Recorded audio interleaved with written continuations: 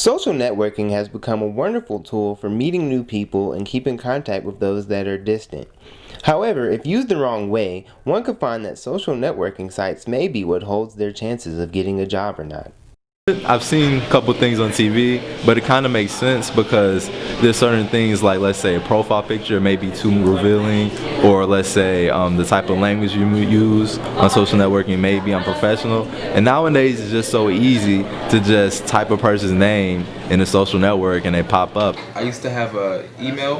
It was called ogloke_2@yahoo.com. It was based off of a game called Grand Theft Auto San Andreas.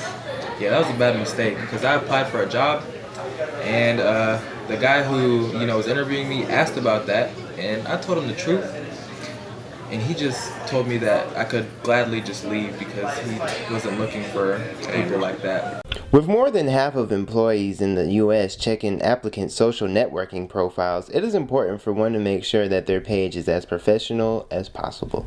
When you're applying for jobs, before you apply for a job, that you audit or scan your social media presence. Do a search for yourself and see what shows up out there.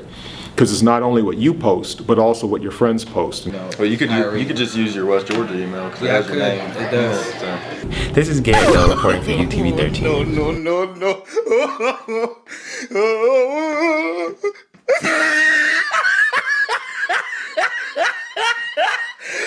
Look at the top of his head. Look at his lips.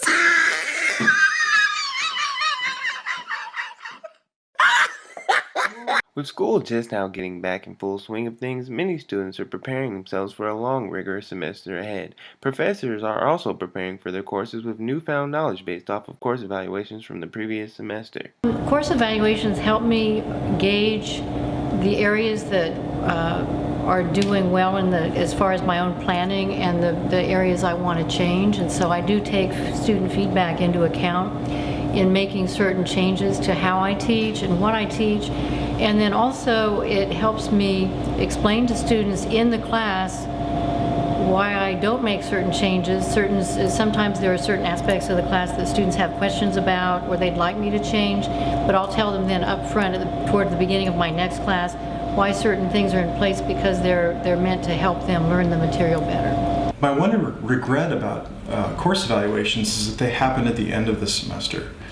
It would be great to have that feedback not just once a year at the end of the semester, but in the middle of the semester where it actually can benefit that course, that semester. No.